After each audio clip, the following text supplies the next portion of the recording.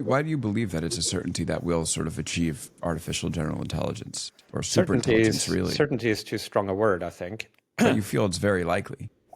Yeah, at least conditional on science and technology continuing, and like we could have some sort of civilizational collapse, or we could eventually, go extinct or destroy ourselves in some other way, not unrelated to AI. There are like developments in synthetic biology and other new weapon systems and whatnot.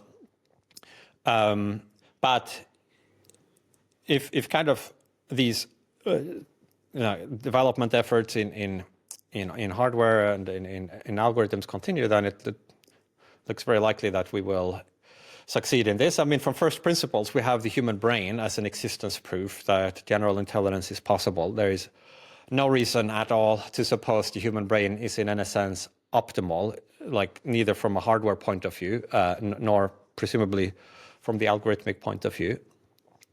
So just as we have machines that are physically much stronger and faster than human bodies or any animal body is, then likewise we will have eventually cognitive systems that are much faster and clever. So that's like a very high level argument, but then you can also look just at the kind of advances we are seeing, where more and more things that used to be impossible for AIs to do have become done. And there are just a lot fewer left of these kind of milestones.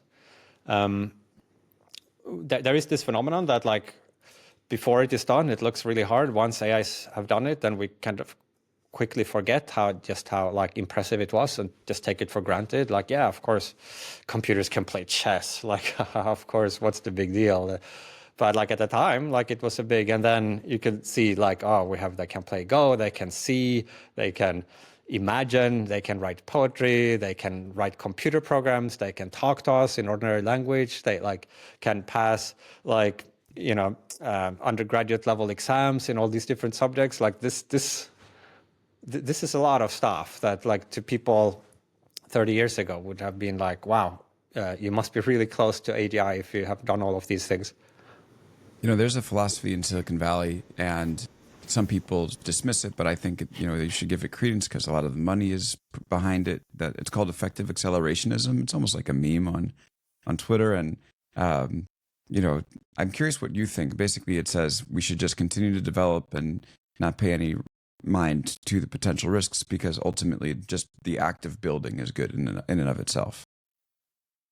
No, I think we should pay heed to the risks. Yeah, people have a tendency to sort of simplify a complex set of considerations down to something you could write on a banner, and then you form a little tribe that kind of carries that banner, who then has an excuse to sort of fight verbal battles against people from another tribe who carry another banner. And it seems like a very inefficient way for human collective deliberation to occur, that there are these kind of like semi-idiotic tribes that kind of hopefully in aggregate kind of represent all the different views, and maybe it sort of shakes out so that the relevant considerations are taken into account. But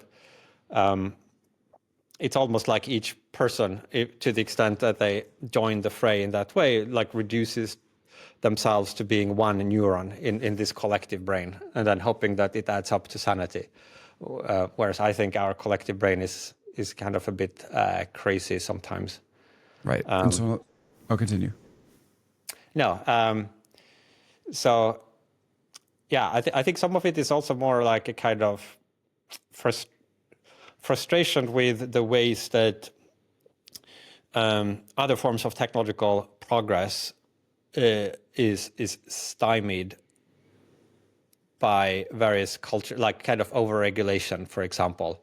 Like where each little regulation that some government or the EU passes seem like in isolation, kind of, well, it fixes this problem, but then you end up in the situation where you have like millions of regulations, and the overall effect is this massive drag on just doing things that could help, and eventually you get stasis. And so, and also like in amongst people talking about like in like the ethical concerns. You see it in biomedicine, and you see it in other fields, environmentalism. So there's often like a legitimate problem there that people are concerned with, but sometimes people who professionally take it as their job to identify ethical problems, like become very good at pointing out what all the reasons are for not doing something, all the problems and issues, but they kind of it's harder to sometimes see the cost of limiting ourselves in all those ways, because the new innovations that would be unlocked are not yet there. Whereas like the pollution is there immediately, right? Or the person, like if a self-driving car runs over a pedestrian, like that's immediately visible. But all the people who could be saved if self-driving is developed and works, there is no new story about somebody who didn't die from a traffic accident. And so if you generalize that across all the different sectors of the economy and science and technology, then it's natural to build up this sense of frustration that, there are these people who are sort of strangling the human spirit and like all these good things that we could have had if it weren't for these naysayers. And then you build up like a kind of movement to push against that. I think some of the impetus for effective accelerationism comes from that kind of cumulative frustration. And then it's applied to AI in particular. And then, what they're pushing back against is effective altruism, right? That's the one that they view themselves as the opponent of. And it's effective altruism emerged from Oxford, and I think your ideas have inspired a lot of their views, their thinking on artificial intelligence. So how have you viewed the evolution of EA? Yeah, so I've never described myself as an effective altruism. I think my some of my ideas have had an influence there, and in particular, trying to think more about the sort of the macro strategic aspects of our strivings, as opposed to just the local immediate effects of what we do. And so, I think there's like a contingent things, because AI has emerged as a sort of a very central cause area for many in the effective altruism movement, because they now recognize that AI will be a big, very impactful thing. So trying to shape that for the better seems like really important in this day and age, right? And then more recently, a lot of that has then taken the form of sort of pessimism about the likelihood of the alignment problem being solved, and hence then resorting to the idea, well, if we can't solve the alignment, maybe at least we could slow down the AI progress so that we have more time. And then slowing down AI progress becomes then more of the sort of political, like it's not like a technical solution. You just like figure somebody's really clever and write something on the whiteboard and you have the formula, right? This is more like something that then requires activism. But once you start to engage in activism, then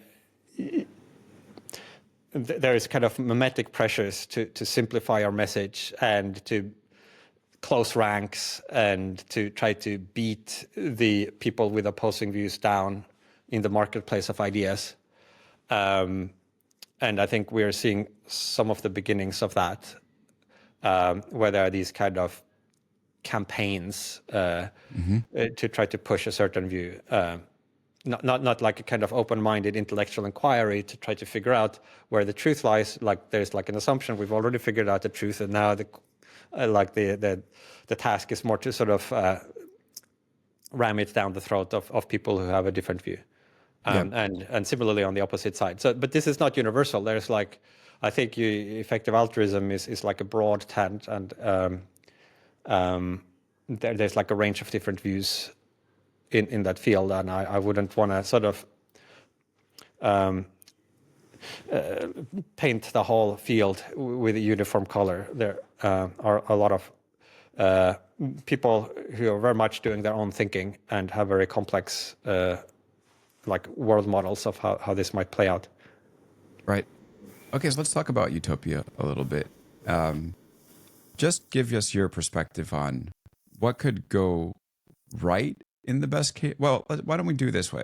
What could go wrong in the worst case scenario of AI?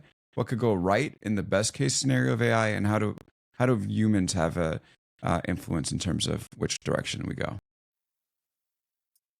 Well, I mean, at the minimum on the downside, I think existential risks certainly are part of that picture.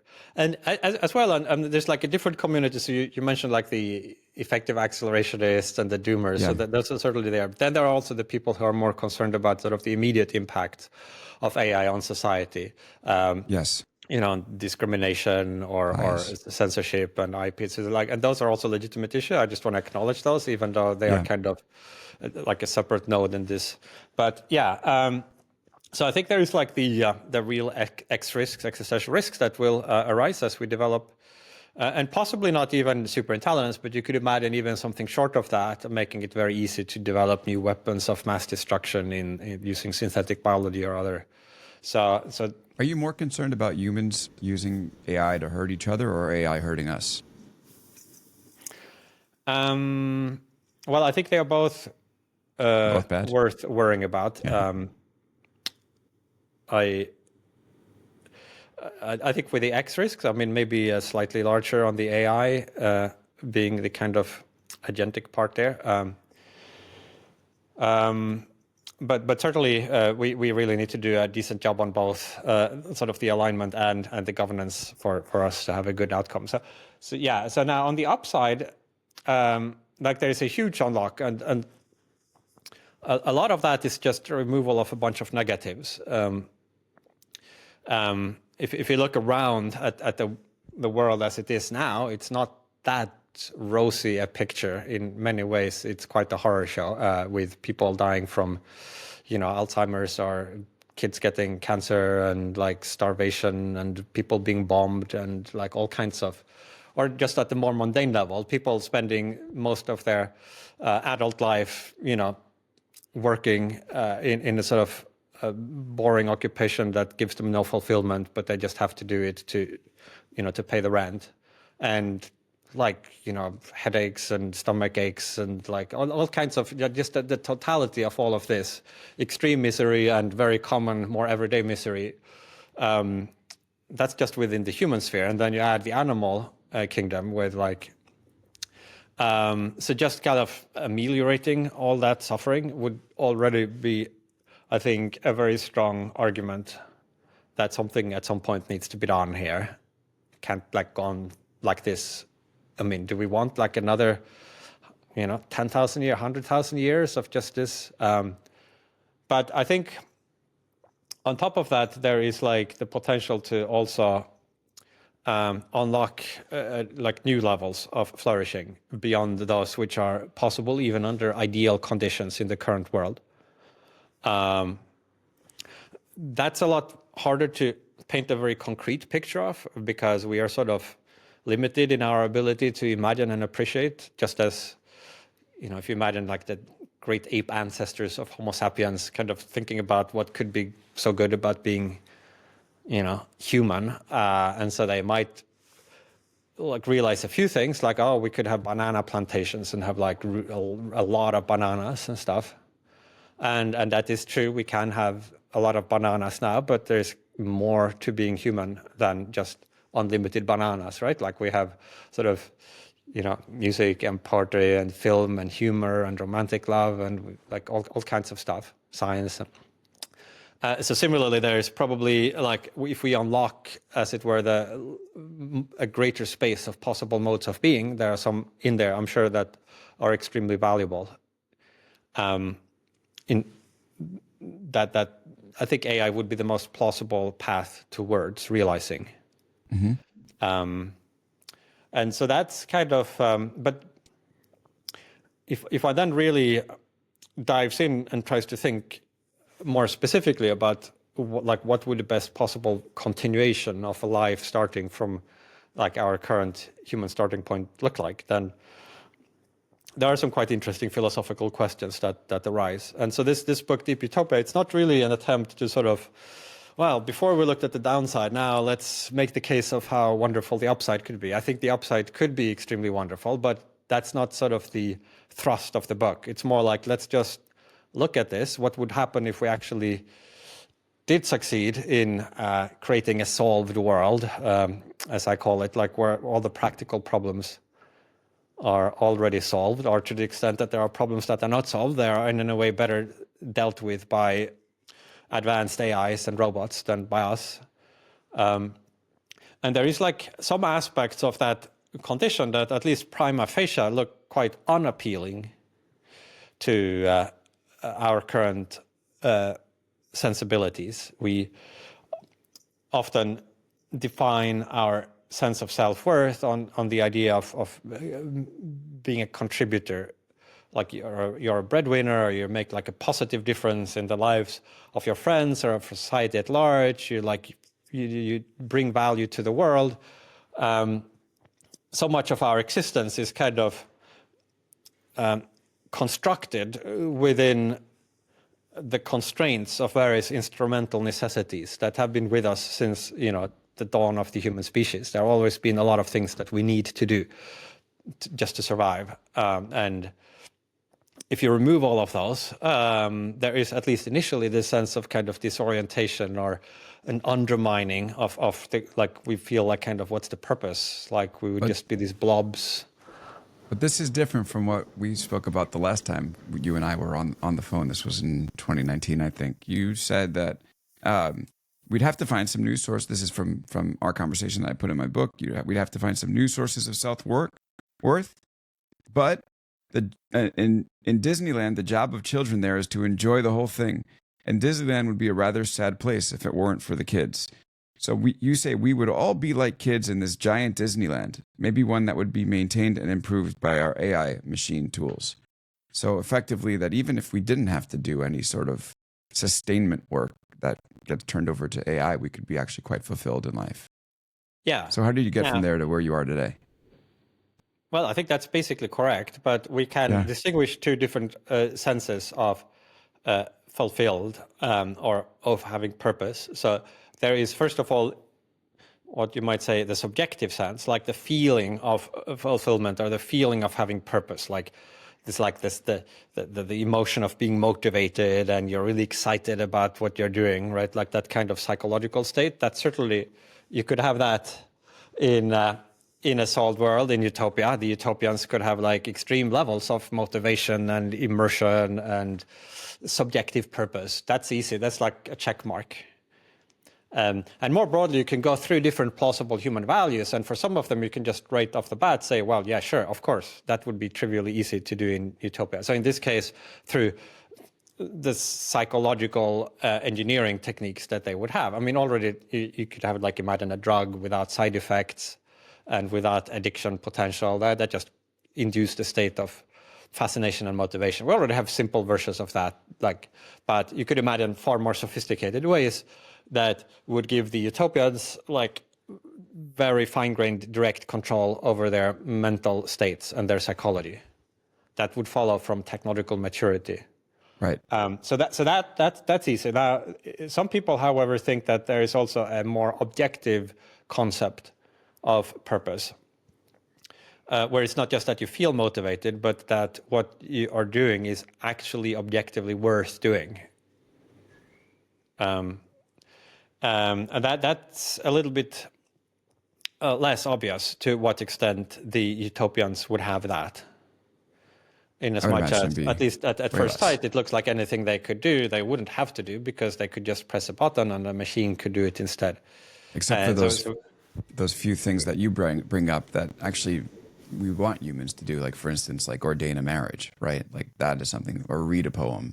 People might want this. Potentially, yeah. They're like, yeah, so you could automate everything, but except there might be certain jobs where the, as it were, consumer has a direct preference that the job be done by human, in which case, by, as it were, almost by definition, it's not automatable. Exactly. And this whole idea of a solved world is basically where AI can effectively take care of everything, all of our needs, all of the production. And we are in this utopia because the machines have done all the hard stuff that we don't want to do anymore. Yeah.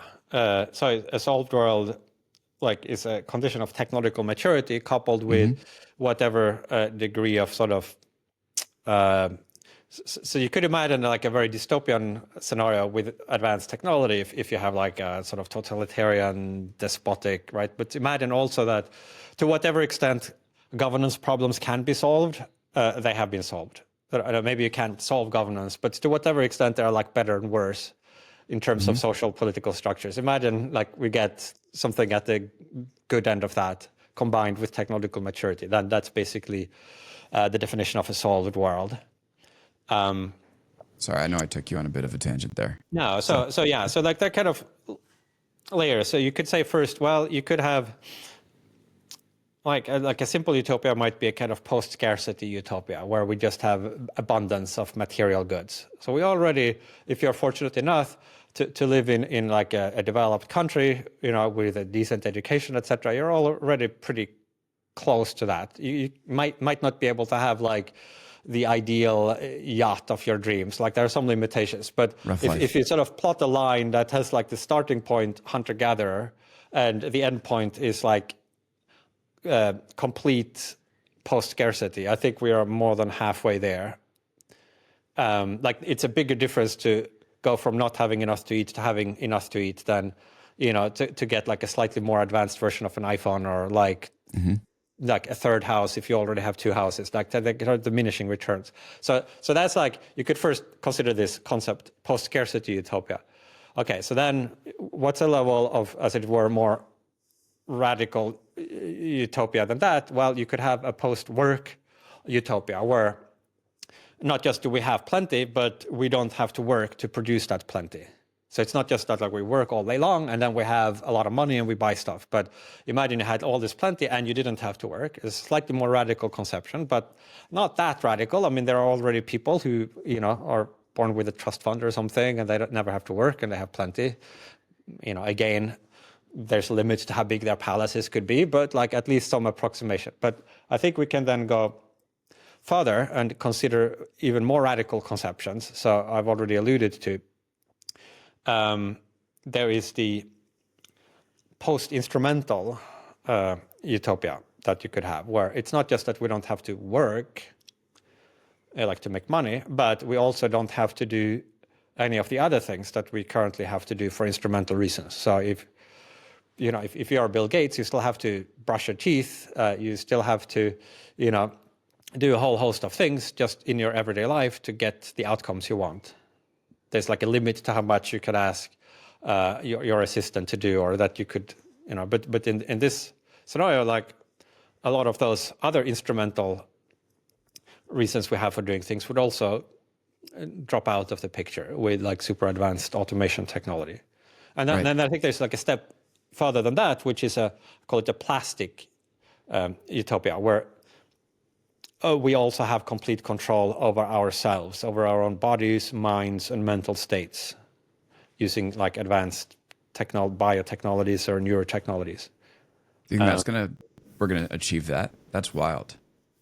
Yeah, but I think if you consider what would be possible at technological maturity, which we can at least place some lower bounds on through a kind of theoretical analyses. So we can sort of estimate what kinds of computational systems could be built. We can see what kind of molecular manufacturing systems are possible to build in our universe, even though we can't currently put them together with the tools we have now. We can see that there is like a path there. Other things like cures for aging and stuff like that, like we don't have them yet, but there is no laws of physics prevent people, from living indefinitely if you had like repair technologies, et cetera, perfect virtual realities, perfect like ways to manipulate the brain, like that are better than drugs. Like there's like there's this kind of, in fact, like a table in the book that outlines some of the affordances you would have at technological maturity. And maybe there will be additional things we haven't yet thought of, but at least these. And so they would, I think, enable us to instantiate this condition of plasticity, where human nature itself becomes malleable. It's crazy. So that means there are further questions about purpose. So right now, like if you didn't have to work for a living, like maybe some people would say, well, maybe I would start, going to the gym more to get fit, right? Like that's, you can't hire a robot to, go and run on the treadmill on your behalf. But with plasticity, there would be a shortcut to that. You could pop a pill that would induce exactly the same physiological and psychological. On the way to there with Ozempic.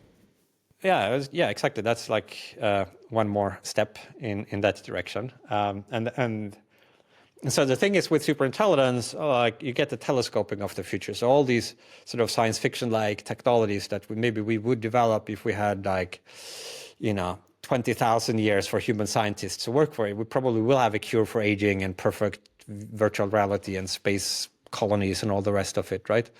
But all of that could happen very quickly if you have superintelligence doing the research and development. So you get this kind of telescoping of the long term. Yeah. But yeah, so then there's like a further set of things that currently fill the lives of people that we wouldn't need to do, including things we do for fun. So maybe some person say, well, if I didn't have to work and I had maybe I would play golf all day long. Because why? Why would you play golf all day long? Well, because it's fun. It gives me joy. Or let's suppose somebody says that. Well, then in this condition of plasticity, there would be a different and easier way for them to get joy. They would just pop a pill and they could get exactly the same level of subjective well-being as like a beautifully manicured golf course could induce. And so I can't even imagine that type of world. That's crazy. So it does then require a fairly fundamental rethink of what it sort of means to be human in this radically transformed condition. But it is kind of the implicit telos of our current strivings, if you think about it. So we try to, the little problems come up, like we try to solve it, and then there's another problem that we all our food rot, let's invent a refrigerator. We get fat, let's invent Ozempic. Our cars pollute, let's make cleaner engines. But if you kind of extrapolate and take all of that to its limit, then you would end up in a situation where we can do everything with no effort, right? That would be kind of the limit of technology. Right. AI. The goal of AI has all along been not just to automate a few specific things, but to provide the technology that allows us to automate all tasks, right? AI hasn't really succeeded until all intellectual labor can be done by machine. So I think it's kind of, we don't think about it like that, but if you sort of see what all of this effort is, all these investments we have in science and technology and our efforts to make the economic system more efficient, to allow kids to learn more in school, all of this kind of adds up to some sort of arrow of attempted progress in a certain direction. And you might as well at some point stop to think, what happens if we actually get there? Yes. And then we do end up, I think, in this condition of a solved world. And the question is whether we're ready for that. So, Nick, are you able to stick around for another couple minutes, or do you have a hard out? I could do a few more minutes, maybe. Okay. All right, let's take a quick break and come back and ask a little bit about whether we can handle that perfect world. We'll be back right after this. And we're back here with Nick Bostrom. He's a philosopher, the best-selling author of SuperIntelligence, and author of the new book, Deep Utopia, Life and Meaning in a Solved World. It's out now. Great book. Definitely recommend you pick it up. So you've basically said if we get to this perfect world, you think right now we're effectively unfit to inhabit it. And in your book, we sort of look at or in the early chapters, you sort of look at the fact that we've increased our productivity, but we're using it for consumption rather than leisure. And that's concerning to you. Is that part of the reason why you think we're not quite ready for this? So where do we fall short in our preparation for utopia?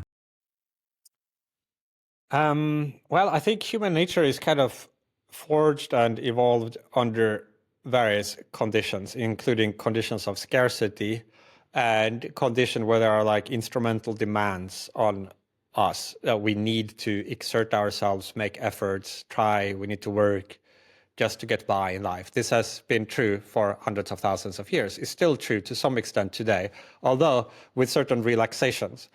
For example, food is much less of an issue for people living in wealthy countries, and increasingly also for more middle-income countries where obesity is becoming an issue.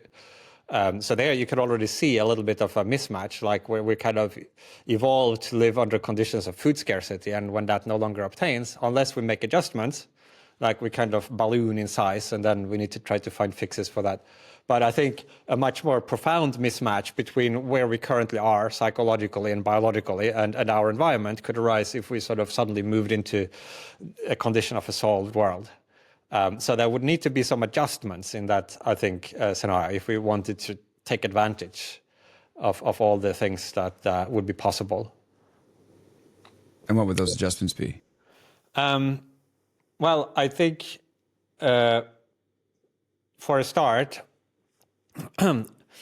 if we take, for example, human hedonic well-being, which maybe is like one of the easiest things to look at, just like the subjective state of positive affect. Like, are you actually enjoying the present moment? Does it feel good, or is it like unpleasant? And so this is like a fairly fundamental dimension of our psychological state. Some people think it's the only thing that matters. If you're a hedonist, in the philosophical sense, you think that the only bad is suffering and the only good is pleasure. Not necessarily in the sense of physical pleasure, but in the broad sense of sort of positive mental hedonic tone. So it looks like we are kind of designed in a way where we have a fairly powerful habituation mechanism. So if somebody's conditions in life improve a lot, often, maybe they win the lottery or something, right? So they get really happy they win the lottery, but very quickly the sort of hedonic tone falls back to the baseline. Right. Because we are not designed for permanent bliss. We are designed in such a way that our reward system motivates us to produce more effort at whatever level. Like, no matter how good our situation is, we are designed to always try to want to make it better. And so we only get reward when things improve rather than when things are like at a good level. To a first approximation, it's not completely true.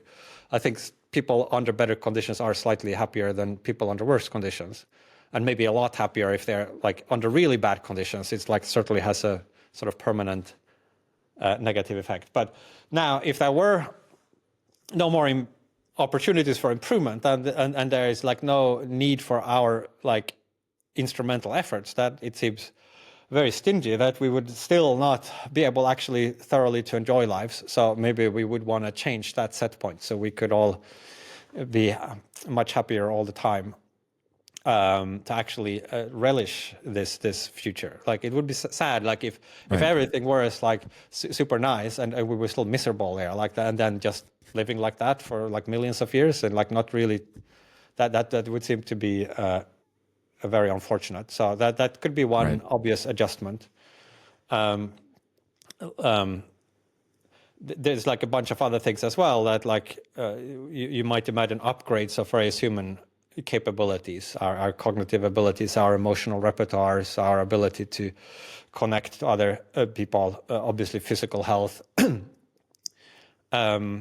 And then kind of at the philosophical almost, or like our overall attitude to life. Like, so the idea that you sort of conceive of your self-worth as being based on the your ability to make a contribution maybe needs to be rethought here. Like, if we can no longer make contributions, there is an asterisk to that. I think there are certain ways in which maybe the utopians could, but at least at first, like, our opportunity to sort of help out other people would be reduced if there's just less misery and need in the world to begin with. Like, if you're a doctor and there was no disease, like, you need to like find another occupation, or you can't base your self-worth of being a really good and caring doctor if nobody's sick. Like, then you have to rethink that. And I think at the more general level, we would all have to sort of rethink what makes like a human life have dignity in this condition where we are no longer really where it's at. Yeah. Okay. Here's the last one. It's kind of wacky, but I thought I'd throw it out there and see what you think.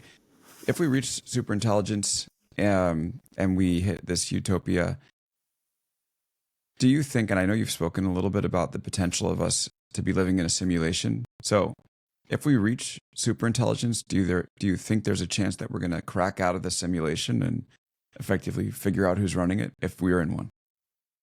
That would be one possible scenario, right? If you're in a simulation, the simulation could just end with nothing, or it could be rerun, or you could like enter a different sort of environment within the simulation continues, but the sort of virtual environment changes, or indeed you could be sort of uplifted out of the simulation into like the world of the simulator. So all of those are at least kind of metaphysically possible, conditional on the us being in a simulation in the first place. So the simulation hypothesis expands the space of sort of realistic possibilities and the space of realistic futures. You might think if you're living just in a simple materialistic universe, you die, that's the end, your brain rots, there's no more experience, and there's really not much room for other things given like the laws of physics and us being purely material with no soul, etc., etc. If you are in a simulation, then there's like a much wider range of things that could happen that would seem perfectly plausible given the assumption. I mean, if we're there, it would be so crazy to just unzip and poke our heads out. It's behind the thing. So yeah. Okay. Yeah. The book is Deep Utopia, Life and Meaning in a Solved World. It's by Nick Bostrom, our guest today, also the author of SuperIntelligence. Best-selling author, Nick Bostrom. Thanks so much for spending some time with us today. I enjoyed our conversation.